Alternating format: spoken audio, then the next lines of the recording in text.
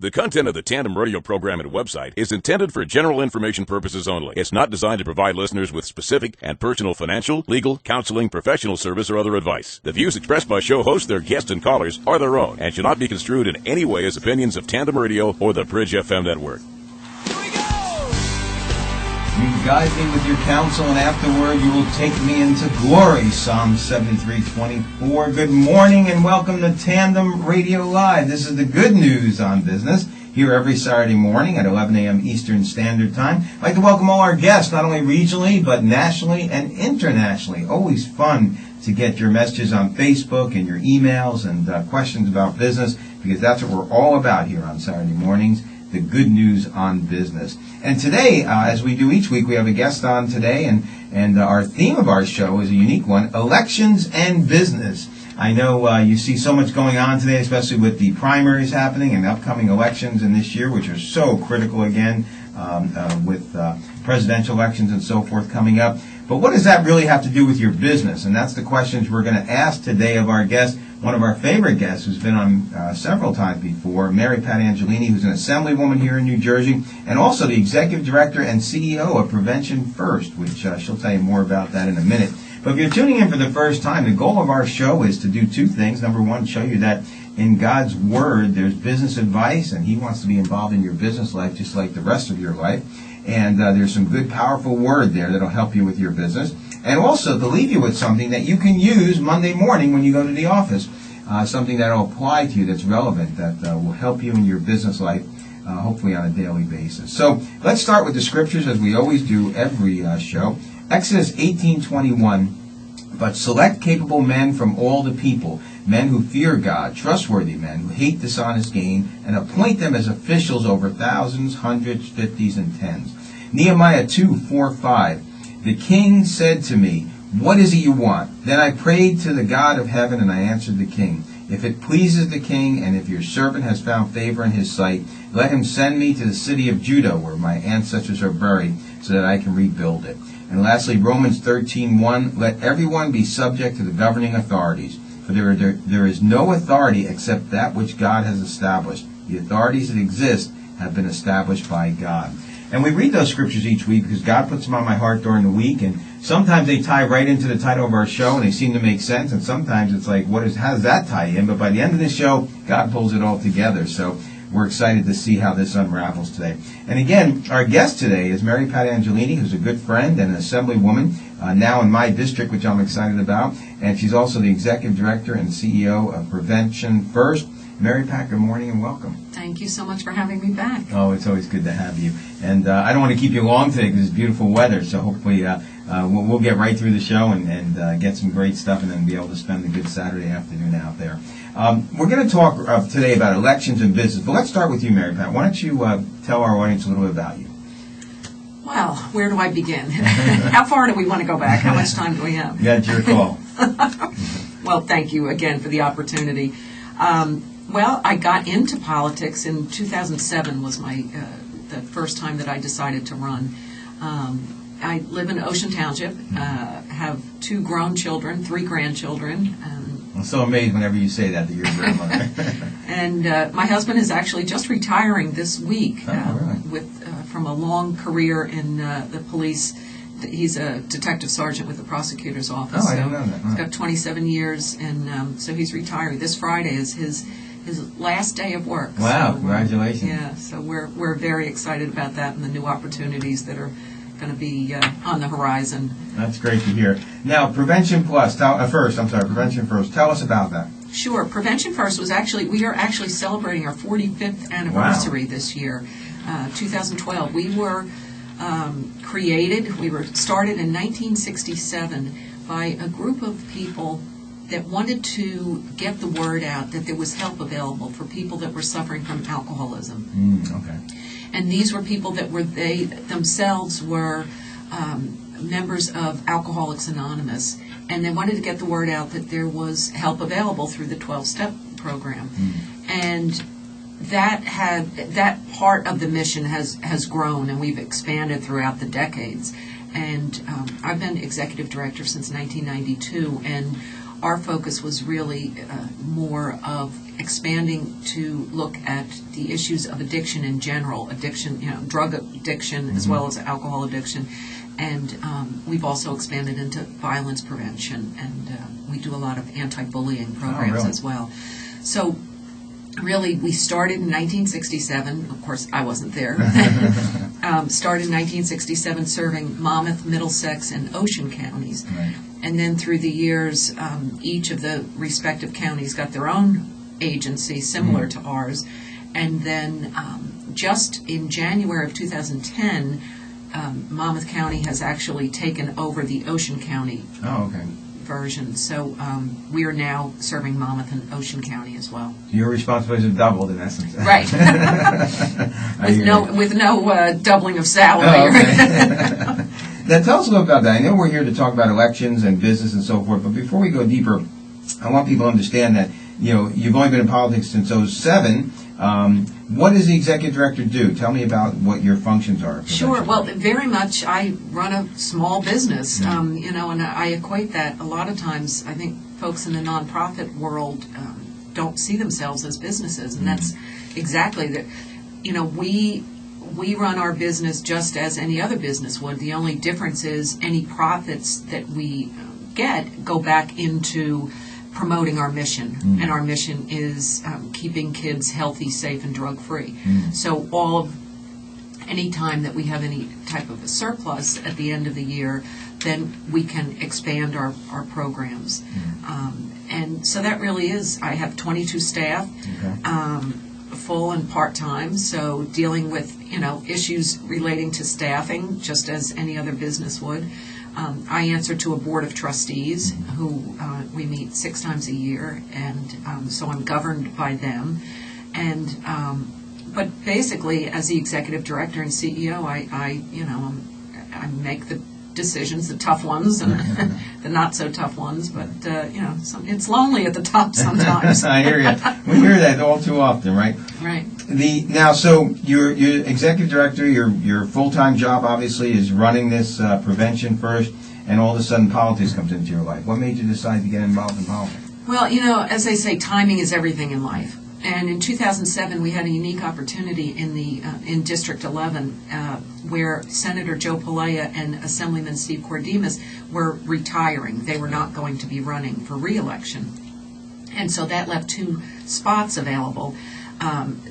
Assemblyman Sean Keene moved up to run for the Senate spot. So that left 2 assembly seats available. And a very, very dear friend of mine called me, and she encouraged me to throw my hat in the ring. Okay. And my initial reaction was, well, I don't know if I can do that being the director of a nonprofit, because just by the mere fact that we're a 501c3 charity, we can't be blatantly partisan. And to this day, I have a firewall between, my assembly position and prevention first. And when I cleared it with council and I checked with some, professionals in this area, and they said, yes, you absolutely can do it. You just have to keep your hats totally separate.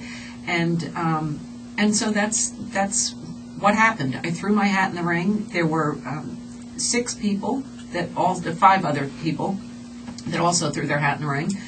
And through the process, one by one, people dropped out for a number of reasons, and then it turned out that it was myself and now Assemblyman Dave Ribel were the 2 people that got the spots, and then that meant that we had to run then. Right. And so we ran a very long, it seemed like a very long race. I think it was because I didn't really know what was involved, so I was really learning on a day-to-day basis. And 2007, we worked hard and we won. So that's how I got in. So I was sworn in January 2008, and then ran again.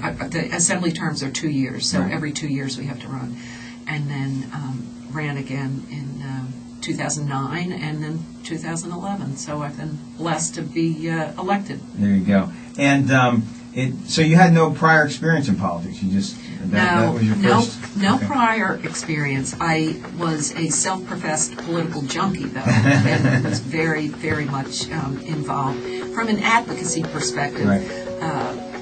working at Prevention First, we were many times I was dealing with the legislators just in talking to them about an issue that was very important to us at Prevention First, and so I was not unfamiliar with the elected officials.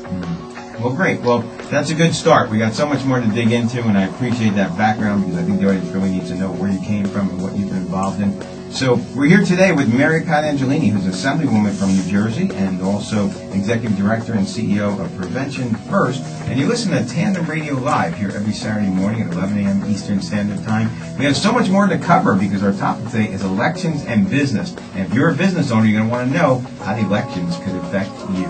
Stay tuned. We'll be back right after these words. One cut. Hi, my name is Cooper Ford from Tandem Radio, the good news on business. I want to thank you for joining us for this episode. Hopefully you've been getting some fantastic insights from Glenn and our featured guest.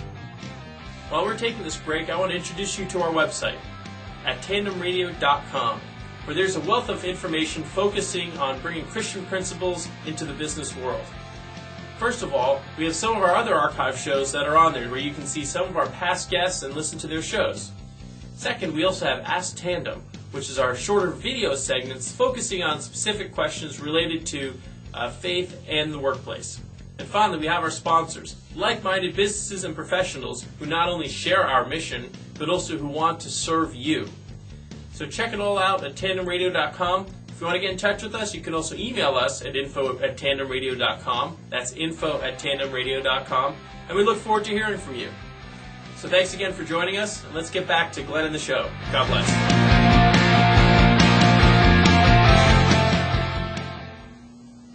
Well, welcome back to Tandem Radio Live, the good news on business. And we're here talking about elections and business and how business can be affected by politics. Sometimes I know, especially small business owners, sit back and say, hey, does it really matter who's in and when and so forth? But I assure you it does from personal experience. And of course, we're here with Assemblywoman Mary Pat Angelini.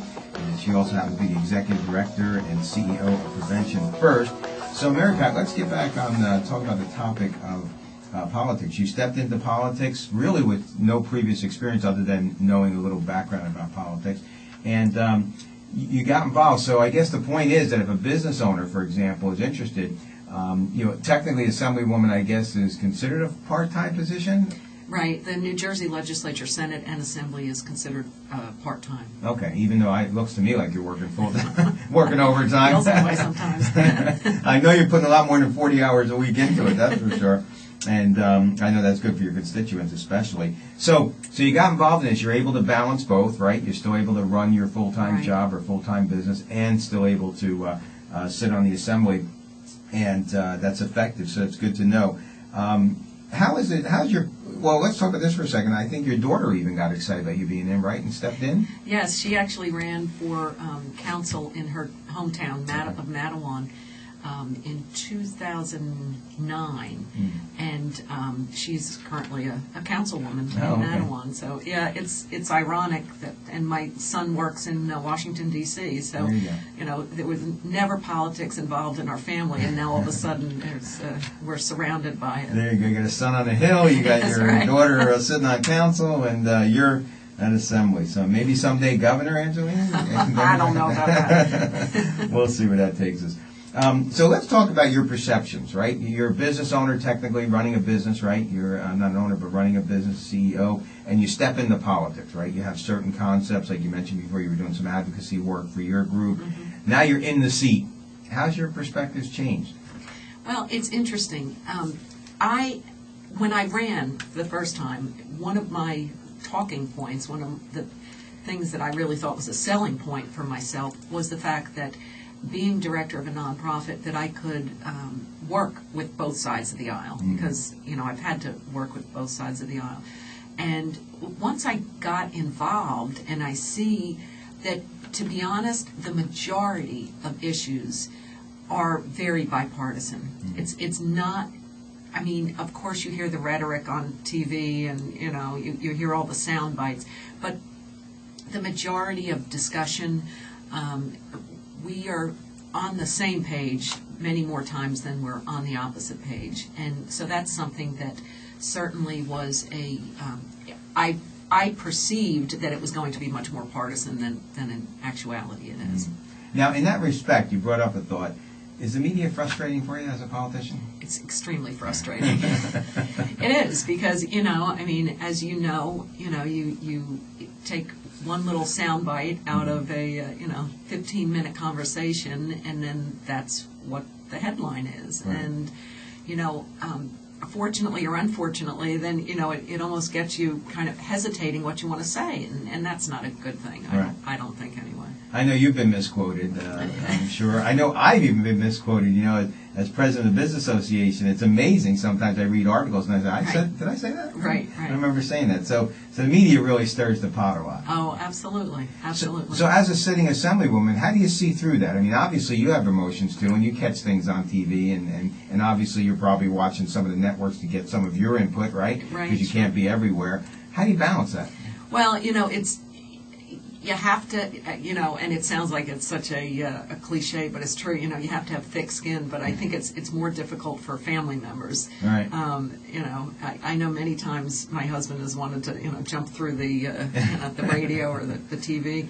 But the, I mean, it's just in your heart what you said, right. and if it was misquoted or not.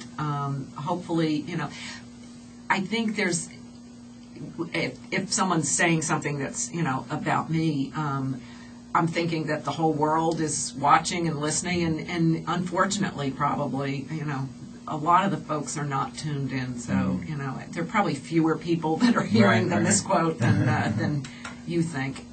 Well, let's talk more directly to the business owners today, and how, especially small business, which I believe is the backbone of this country. How does politics really affect them? I mean, granted, you see lobbyists in Washington, you hear the big issues and the big presidents of this and presidents of that coming out and speaking, and my son's at the State Department, and he deals with some of the names he throws around that some of his group deals with. It's like, wow, what about me?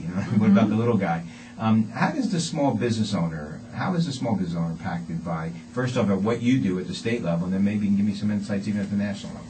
Well, I think absolutely government has really, unfortunately, encroached on businesses, small and large. And, you can't look any further than yesterday was the second anniversary of the health care, Obamacare. And that was kind of interesting the way the press covered that or didn't cover that. Right, didn't cover that. Yeah. Was right. Yeah, that's amazing. I did get the email from Senator Kyrillos' office, though. Yes, I received that as well. Unhappy yes. anniversary, right? Yes, absolutely.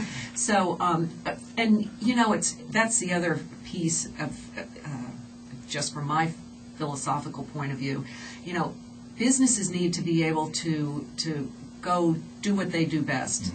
Make profits. And somehow that has gotten twisted in recent conversations, and it truly is making some, and particularly at the national level, that there seems to be, if you're a business owner, then you must be a bad person, or you must be, I mean, when you look at small business is the backbone of this country, of this state. Small businesses really, truly are, what keep communities going, what keep charities going, small and large businesses.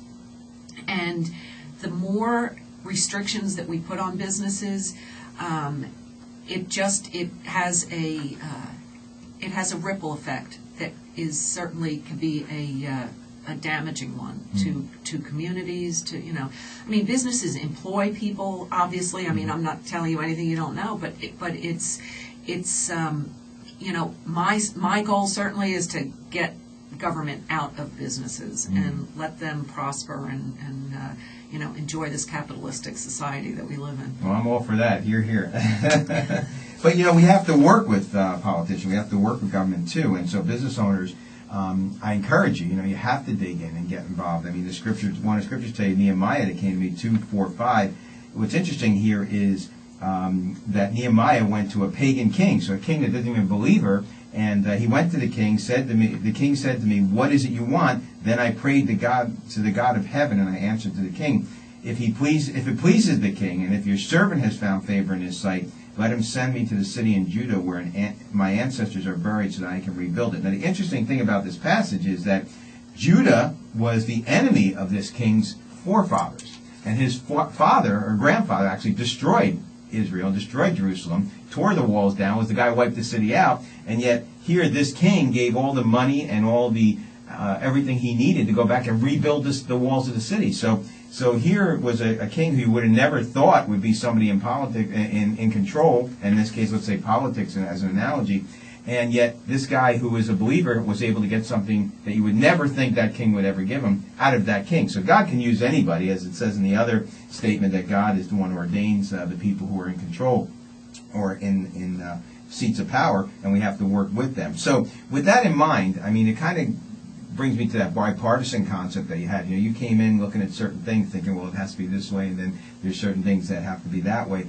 How do you deal with that when you are sitting across the aisle from someone who you know is vehemently opposed to an issue, and we won't get into specific issues, but you have an issue in your mind that you know you're over here on the right, let's say, and he's over there on the left, let's say. How do you cross that aisle? Well, I think it's examples, and I think that's why that goes back to why, you know, myself as an elected official, I need to hear from the people that I represent.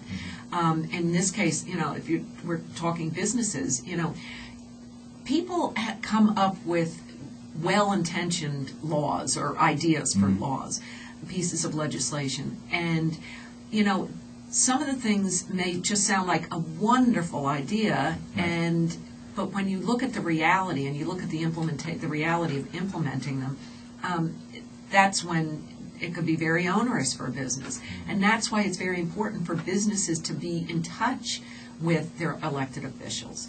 You know, that's the other thing. You know, someone calls my office and asks for a meeting, 99.9% of the time, I'm going to say yes. There you go. I mean, I can't think of a reason why I would say no, even though I know I'm probably going to disagree with the person. But I feel that it's my responsibility to listen to both sides.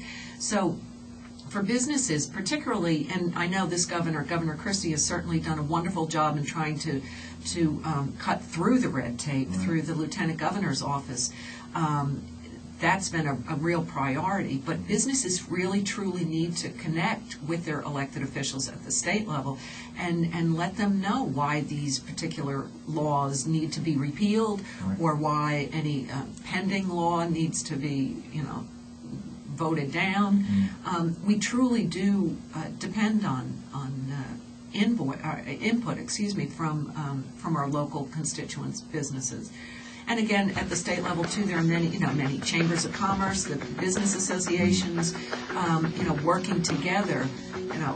Perhaps if one small business feels that they are not comfortable in speaking out, join an association or a chamber and let them, the more the better, and it really presents a stronger case. Well, there you have it. Your elected officials want to hear from you, and as a business owner, that's one of the ways that you can participate. There's other ways too. We're going to talk more about that. If you own a business or manage a business, you're a person of influence. We know that. And that influence not only can affect your people and your employees, but can affect the laws of the state and the government. And I've seen it happen firsthand. So we're going to talk more about that in the upcoming segments. You're listening to Tandem Radio Live, the good news on business, here every Saturday morning at 11 a.m. Eastern Standard Time. Don't forget, tandemradio.com. That's where you want to be. Tandemradio.com for some great info. We'll be back right after this. We're talking about elections and business, and we have another special guest who just called in today, Senator Joe Kyrillos from here in New Jersey, who's actually a New Jersey senator running for U.S. Senator, and we're excited about that because I think we'll be seeing Joe in Washington. And Senator Kyrillos, are you there? Glenn, I'm with you. Great to be with you, and also with my very close friend and colleague, Assemblywoman Angelini. Mary Pat, good to be on with you. Hi, Joe. How are you? Doing great. Thanks, Mary Pat. Now, I know you're on the run because you're running a hot and heavy campaign, and we're excited for you, so we don't want to take up too much of your time. But, Senator, why don't you give our audience just a little bit of background about yourself? Well, sure. Well, good to be with everybody. I've served with Mary Pat now in the legislature. Well, for many years. Mary Pat, I guess, in more recent years. But I started in the General Assembly, went to the State Senate, chaired the Economic Development Committee, when we had the majority during the period of the years of the 90s. I think we're going to talk a little bit about small business in a minute or two. Mm-hmm. Served as the Republican state chairman and have been in the state senate a long time. I'm very, very proud to be running for the United States Senate this year. We need to fix Washington, D.C. We want to fix the country. We've got to change Washington. To do that, we've got to elect a new U.S. Senator here in New Jersey, and so we're starting that process, and we're going to have a big, strong campaign over the next 6-7 months. That's excellent. Well, I'm excited for your run, and I know we need to see some more changes here in New Jersey and keep that momentum up, because I think New Jersey has gotten a new face to it in the last couple of years. Wouldn't you agree? Well, I really do. You know, we've proven in New Jersey that we can elect a conservative Republican leader, namely Governor Christie. And together with like-minded reformers in the legislature, we've begun to turn the state around. We got a lot more work to do because, as Mary Pat knows, we've got these Democrat majorities in the Senate and the General Assembly, and we want to fix things beyond what we've done. And they stop things. They stand in our way. They're for the status quo. They're not for reforming New Jersey, making it more competitive, making it the state that we grew up in. But we have done a lot. We're balancing budgets. We're doing it without tax increases. We're dealing with our entitlement challenges. We're rolling out incentives to the private sector. And we're rebranding New Jersey. We're changing the culture. It's exactly what we've got to do in Washington. The guys down there are incapable of making hard decisions. They make decisions. They make really bad ones, like Obamacare and other big spending programs that make for great press releases but don't create nearly enough jobs. And this is a tough testing time for America. We got 20 million people out of work. We're underemployed. We're spending too much. And we know the formula. We don't change our ways. We're going to be Spain or Greece or Portugal or Italy. That's not the American way. That's why this election, Glenn, this November, is so critical. Not only that we have the opportunity to change presidents, and I believe that we must, but also for those of us who live in New Jersey to elect a Republican senator for the first time in many, many years. We've got a guy who is on the wrong side of all the issues. Whatever the decision is, whatever the vote is, to my mind, he stands in the way of jobs, prosperity, progress, making America competitive, keeping it the country that we were born to or came to. And I'm going to be a very different kind of U.S. Senator. Well, I'm glad to hear that. And, again, our focus today is for business owners and how they have an impact on politics and how politics, more importantly, has an impact on them. And I know in New Jersey, especially, as president of a business organization myself, I hear from hundreds of business owners on a regular basis. And what I'm really impressed with is they felt and see the difference in New Jersey in just the last 2 years. So do you think we could see that kind of swift change when we get people like yourself into D.C.?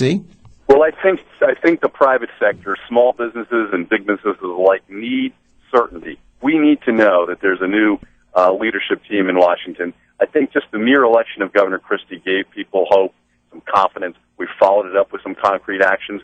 And the businesses that are succeeding out there are really doing it in spite of the actions of Trenton over the last decade, not because of it. And of course, there's even more that we could be doing, as I've already mentioned. I think the same for the nation at large. I think the election of new Republican leaders at the outset will inspire some confidence, will create a sense of certainty that there's going to be a different kind of business climate in which to conduct themselves.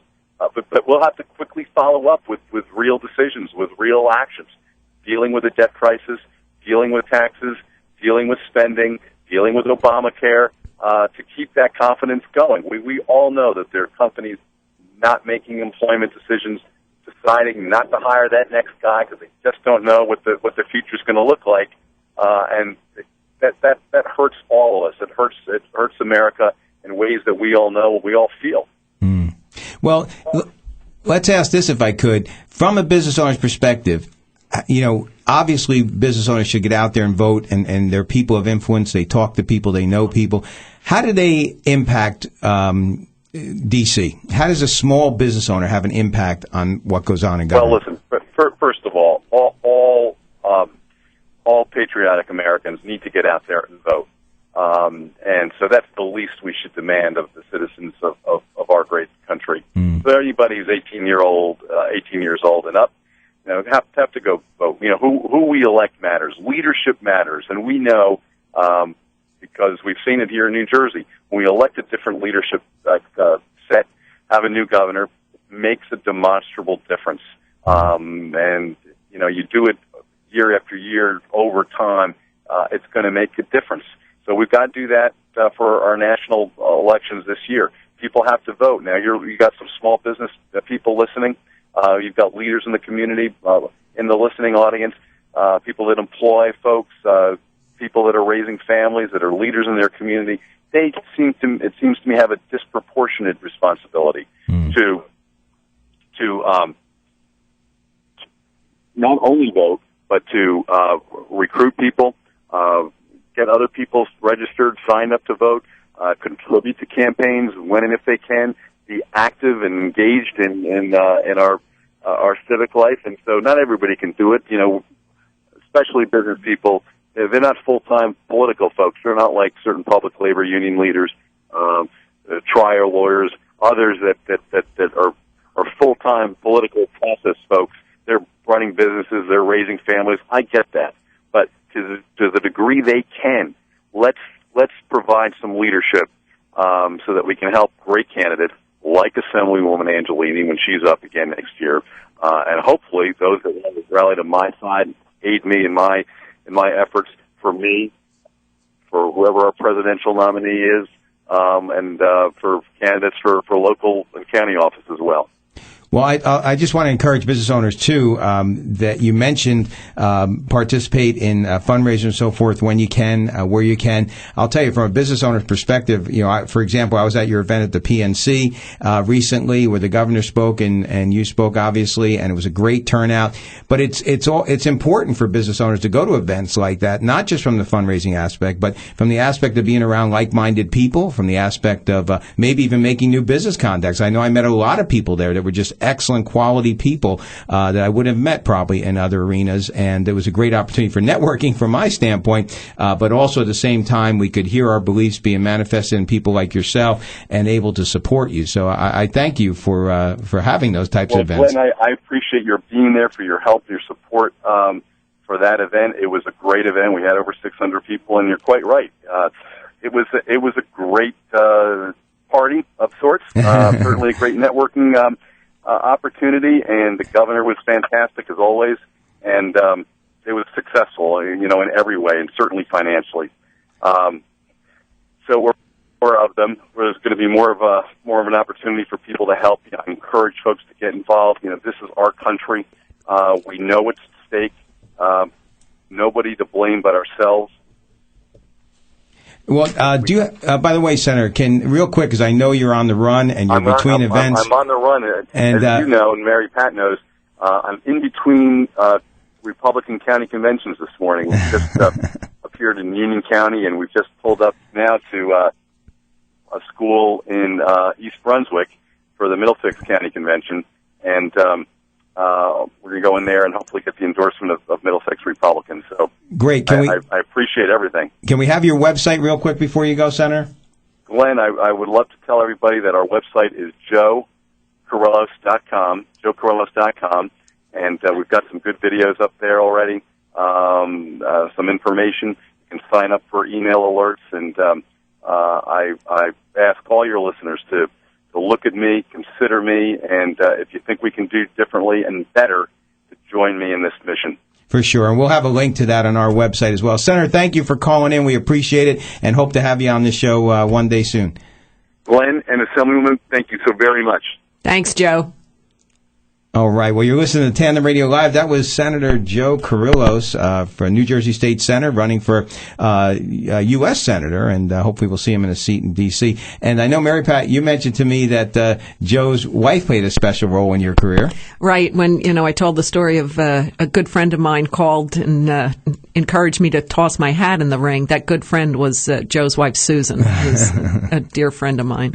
Well, that's great. Well, you're listening to Tandem Radio Live, and we're excited to be here with talking about elections and business. And we have more for you in the next segment of Business Owners, how politics can affect you, and more importantly, how you can affect politics and affect our government as well. So stay tuned. We have more coming up for you in the next segment, and we have some great sponsors for you to tune in to listen to. And don't forget, at tandemradio.com, tandemradio.com, some powerful information there, great resources and links, and also archive shows. So you can find out more about us here at Tandem Radio Live by checking out tandemradio.com. And if you have a question or comment, info@tandemradio.com, info@tandemradio.com is the place to send your emails or send your questions, or check us out on Facebook. Tandem Radio is on Facebook as well. We love to hear from you wherever you are, and we'll do our best to get back to you with some good insights. Check out these sponsors, and we'll be back for another segment. Stay tuned. Welcome back to Tandem Radio Live. This is your host, Glenn DeLakian, here every Saturday morning at 11 a.m. Eastern Standard Time with the good news on business. Now, scriptures for today, Exodus 18:21. But select capable men from all the people, men who fear God, trustworthy men who hate dishonest gain, and appoint them as officials over thousands, hundreds, fifties, and tens. That's, of course, what Jethro told to Moses, Moses' father-in-law, when they were setting up a government of the people. They had all these people, and they needed government. So, but I love where he puts in there, men who fear God, trustworthy men who hate dishonest gain. Nehemiah 2:4-5. The king said to me, "What is it you want?" Then I prayed to God, to the God of heaven, and I answered the king, "If it pleases the king, and if your servant has found favor in his sight, let him send me to the city of Judah, where my ancestors are buried, so that I can rebuild it." That scripture just jumps out at me because, again, this is a pagan king whose I believe grandfather destroyed the walls of Jerusalem. And this king actually paid for the venture for Nehemiah to go back to Jerusalem and rebuild the city. So that ties right into our last scripture for today, Romans 13:1. Let everyone be subject to the governing authorities, for there is no authority except that which God has established. The authorities that exist have been established by God. So we're here today with Assemblywoman Mary Pat Angelini, good friend, and just a great person to work with, and she was kind enough to touch base with Senator Joe Kyrillos, who's running for office again, but this time for federal U.S. Senator. He's a state senator currently. And Mary Pat, it's good to have you here this morning. I know we're in the last segment already. It went so quickly. It does, right? So we're talking about how elections and politics impact business owners, because obviously a lot of our listeners are business owners. And we could see how a lot of times the big businesses sway people and how they have their own lobbyists and so forth. And we talked about how the small business owner can be involved and get involved, and I think they should. I think if you're in business and you're ignoring politics, it's to your detriment, and I think it's so important that you get involved. But let's talk a little bit more about, the overall scheme of things. Let's talk about parties, right? There's obviously there's multiple parties out there for people to consider. Does party really matter? Well, it really, I guess, depends on what your what aspect of an issue you're looking at. But certainly there are clear philosophical differences in the two parties in our country. I believe the Republicans, of which I am, believes in smaller government and believes in the power of the individual. And the other side has more of a, we need a bigger government because you can't take care of yourself and we need to come in and do that for you, be it you as an individual or you as a business. And that's truly a different philosophical belief. What's interesting, though, is that there are many independents, and many times political campaigns come down to that. Right.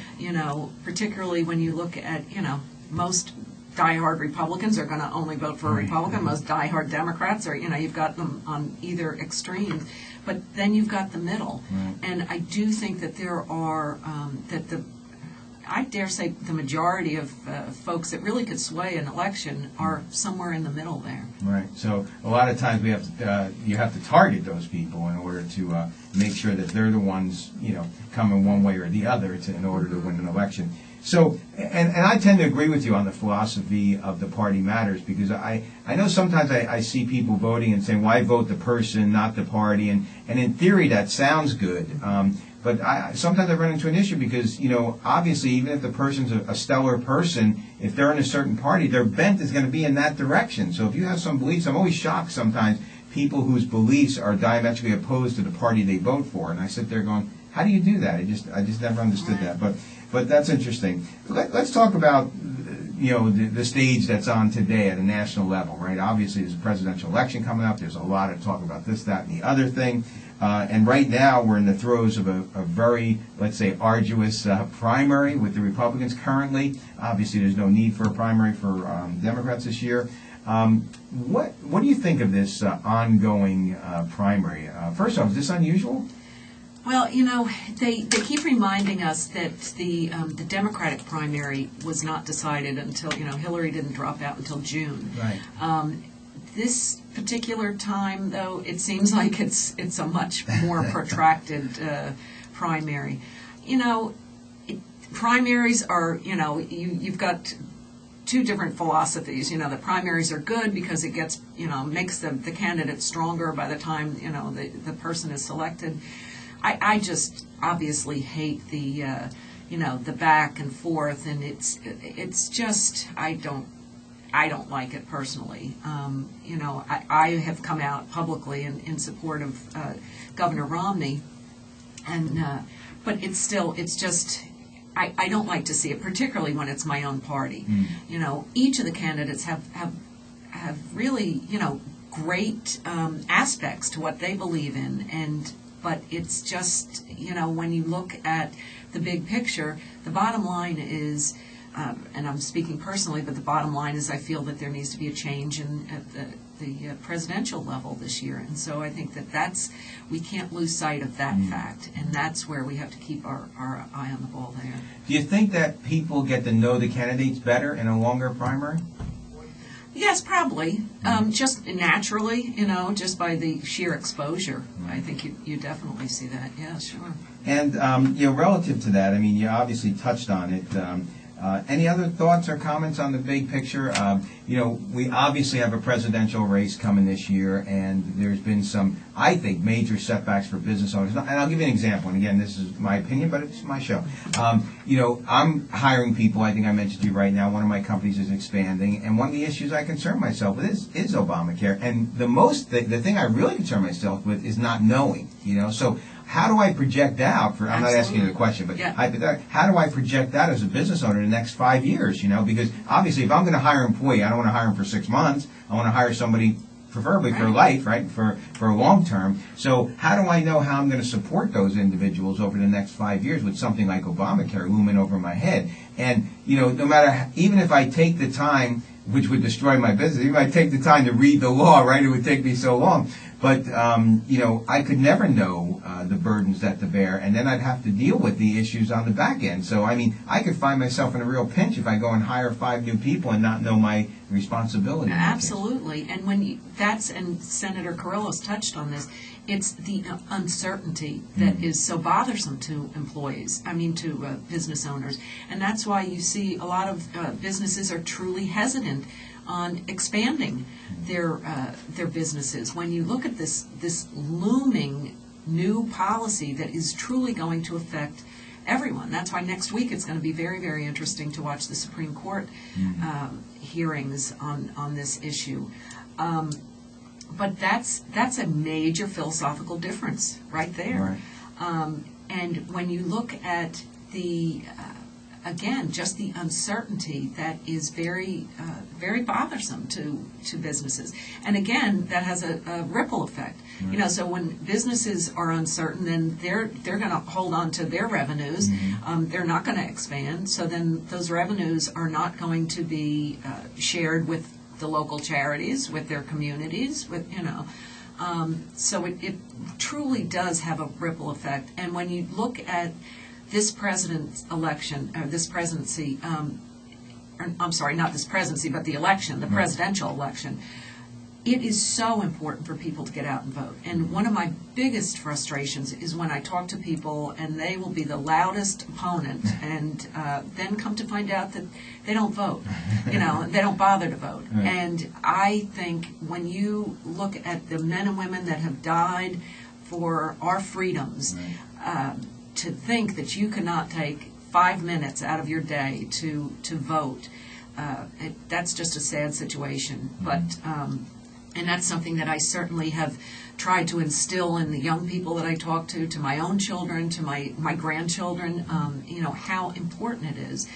We are so blessed to live in this country, and I remember growing up, I can remember my mother saying, you could have been born anywhere on this earth, and, thank God that you were born in America, and that was instilled in me.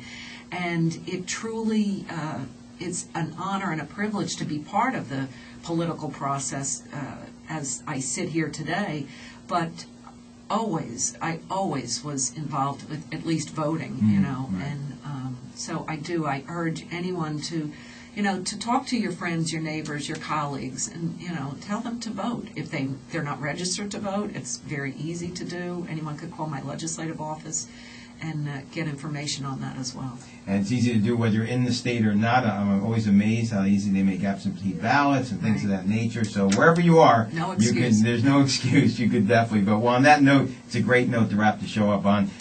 Mary Pat Angelini, my good friend, Assemblywoman, thank you for being here today. And I know the audience always loves hearing from you. Oh, well, thank you so much for having me. Well, I wish you much continued success, and I know we all have a lot to do leading up to the next election, and hopefully you're passionate about what you believe, and you get out there and make it happen this time around.